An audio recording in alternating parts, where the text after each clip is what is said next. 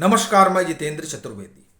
आप सभी से आग्रह रहेगा कि अगर आप मतांतर से नहीं जुड़े हैं तो जुड़िए, वीडियो को लाइक कीजिए और साझा करना मत भूलिए। ईडी जिस तरह से रहस्य खोल रही है, उसने अरविंद केजरीवाल और उनके नौरत्नों में शुमार संजय सिंह की समस्या बहुत बढ़ा दी है। तो क्या कुछ ईडी ने खोल कर रखा है और वो कौन सा भेद है जो अब सामने आया है? दरअसल उस पर हम लोग सिलसिलेवार तरीके से बात करेंगे, लेकिन ये जो इधर दो तीन चीजें घटी हैं, एक बारगी उस पर भी चर्चा कर लेते हैं, क्योंकि उसका भी सीधा सरोकार इसी दिल्ली के शराब घोटाले से है।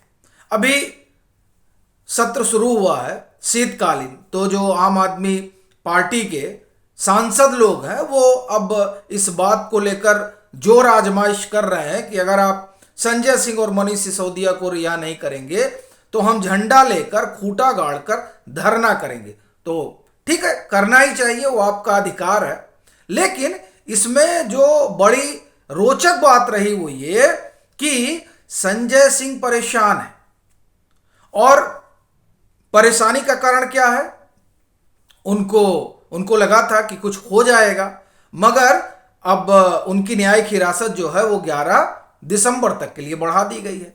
अच्छा, इस बीच उन्होंने सुप्रीम कोर्ट, हाई कोर्ट सब कर डाला। अब ईडी से जवाब मांगा गया है, अब ईडी जवाब देगी। लेकिन इसी दरमियान उन्होंने क्या किया कि वो चले गए बेल पिटिशन लेकर कि साहब राउज एवेन्यू कोर्ट में कि हमको भी जमानत वगैरह मिल जाए। तो उस पर जो ईडी से जवाब मांगा गया, तो ईडी ने आरोप पत्र दाखिल कर दिया। अब आरोप पत्र दाखिल तो किया, लेकिन वहां एक खेल हो गया। खेल यह हुआ कि ईडी ने, मतलब ईडी का यह कहना है कि हम सील बंद कबर में ये चार्जशीट दाखिल करेंगे। अब सील बंद कबर में दाखिल करेंगे तब तो संजय सिंह के लिए समस्या बढ़ गई। सील बंद का मतलब यह है वो आरोप पत्र सिर्फ कोर्ट के पास रहेगा, तो संजय सिंह क्या करेंगे? अब ईडी कह रही है कि अगर इसको इस तरह से सार्वजनिक कर दिया जाएगा तो जो गवाह हैं उनकी निशानदेही हो जाएगी, उनकी गोपनीयता भंग हो जाएगी।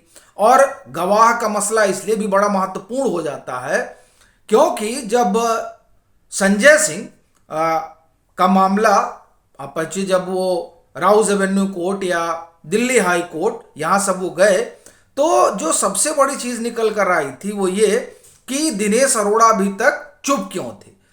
तब ईडी ने बताया कि साहब दिनेश अरोड़ा को तो इन्होंने हड़का रखा था, कह रखा था मेरा नाम मत लेना, यानी इनका नाम नहीं आना चाहिए। तो इससे एक बात तो ये साफ हो रही थी कि गवाह को ये डराते धमकाते हैं। भाई दिनेश अरोड़ा सरकारी गवाह है। एक दूसरा, उसी दरमियान ये बात भी निकल कर आई थी कि जो दिनेश अरोड़ा ने बयान दे रखा था ईडी को, उसकी कॉपी जो है, आप कहें 2-4 पेज, वो संजय सिंह के यहां मिला था। यानी कि ये इतने प्रभावशाली हैं कि ईडी से कागज भी निकलवा लेते हैं और जो गवाह है उसको डराते धमकाते हुए कि बोलना नहीं मेरे खिलाफ। तो ऐसी परिस्थिति में ईडी को लग रहा है कि अगर जिन लोगों ने ये पूरी पोल पट्टी खोली है, उन लोगों की अगर पहचान उजागर हो जाएगी तब समस्या विकट हो जाएगी।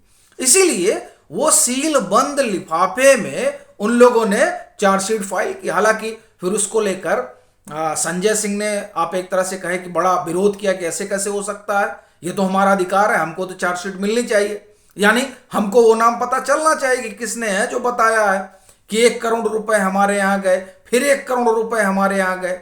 अच्छा, अब उसमें ऐसा लग रहा है कि ये जो ईडी इस बात का पूरा ख्याल रख रही है कि गवाहों की निशानदेही ना होने पाए, तो कहीं ऐसा तो नहीं कि कोई संजय सिंह का बड़ा करीबी है जिसने सारा राज खोल दिया और इसीलिए ईडी चाहती है कि उसकी पहचान बाहर ना आए। क्योंकि देखिए, दिनेश अरोड़ा का मामला तो खुला हुआ है।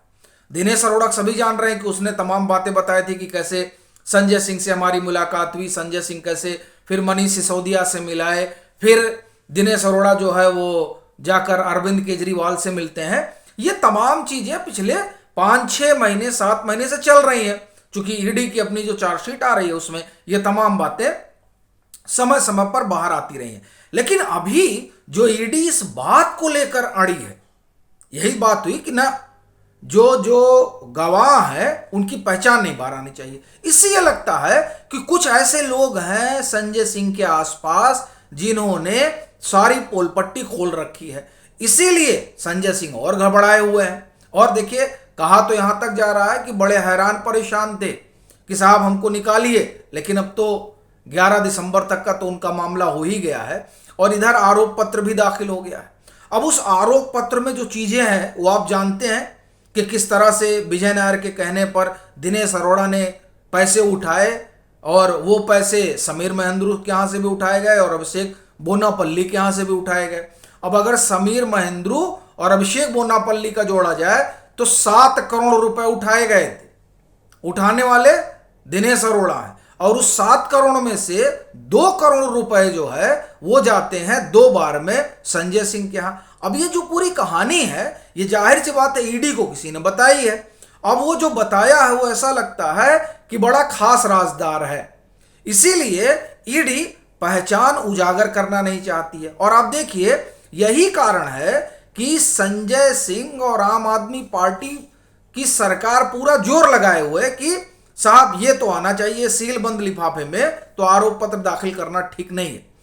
अब ये बड़ी समस्या बन चुकी है, बड़ा भारी संकट खड़ा हो गया है संजय सिंह के लिए भी। और देखिए, अरविंद केजरीवाल की अगर आप बात करिए तो आप ये समझिए कि वो इस समय सदमे में है। और इसका अंदाजा आप इसी बात से लगा सकते हैं कि सांसदों को कह रखा है कि नहीं, संजय सिंह और मनीष सिसोदिया को छुड़ाने के लिए तुम धरना प्रदर्शन करो। भाई, धरना प्रदर्शन करने से कोर्ट बेल तो दे नहीं देगा। कोर्ट तो बेल तभी देगा जब जो अपना उसका मापदंड है उस पर चीजें ठीक बैठेंगी। अब देखिए, मनीष सिसोदिया को कहाँ मिली बेल? अब फिर वो सुप्रीम कोर्ट गए हुए हैं। उन्होंने कहा कि पुनर्विचार याचिका डाली है कि आपने जो अपना ऑर्डर दिया था, यानी जो हमारी याचिका रद्द की थी, उस पर एक बार फिर से सोच लीजिए। खैर, वो सुप्रीम कोर्ट देखेगा। लेकिन इस बीच आप देखिए कि ईडी ने जो तमाम चीजें खोली हैं, जो रहस्य निकल कर सामने आया है, उसमें 2-3 बातें बड़ी महत्वपूर्ण है। देखिए, इसमें विजय नायर की भूमिका को एकदम स्पष्ट रूप से रेखांकित किया गया है।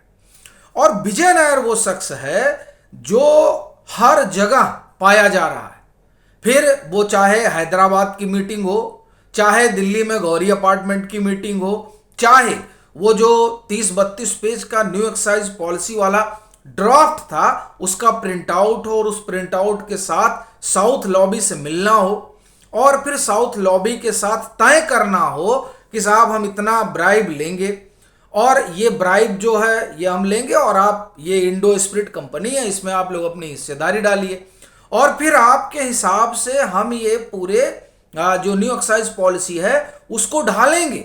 और उसके अनुसार से ढाला गया और उसी ढालने में ये चीज हो गई कि ये जो क्या कहा जाता है कि ये जो बातचीत हुई उस बातचीत में और फिर उसी हिसाब से पूरा जो है ये पॉलिसी बनकर तैयार होता है। चूंकि ये मामूली बात नहीं है कि जो ड्राफ्ट बन रहा है और वो संभवतः 22 या 23 मार्च को रखा जाना था और 22-23 मार्च को रखा जाना था और उसके 1-2 रोज पहले वो बाहर निकल जाता है और बुची बाबू के फोन में मिल जाता है।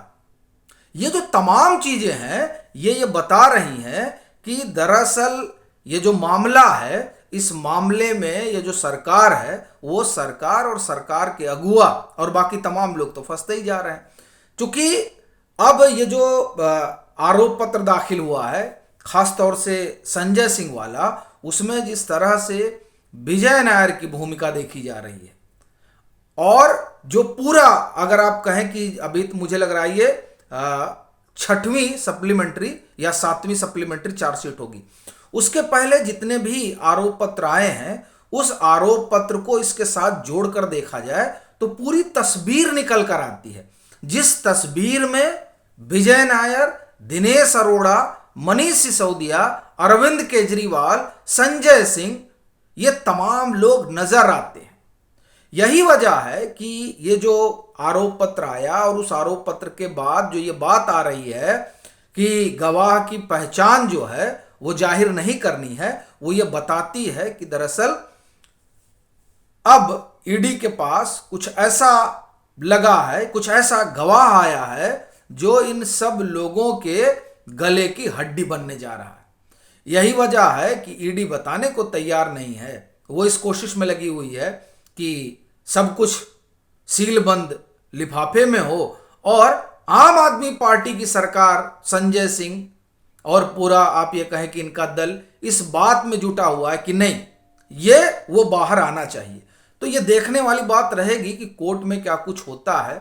मगर जिस तरह से तमाम चीजें निकल कर आ रही हैं और यह भी बाहर आ रहा है कि पैसा कैसे आया था। भाई देखिए, ईडी तो हर मोर्चे पर छानबीन कर रही है, किसका सैलून था, किसके कहने पर टेंडर दिया गया, ये तमाम चीजें अब सार्वजनिक आप एक तरह से कहें कि ईडी की चार्जशीट के जरिए हो चुकी है।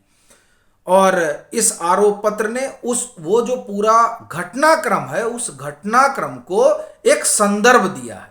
इसी वजह से संजय सिंह हो या फिर केजरीवाल, सब हलकान है।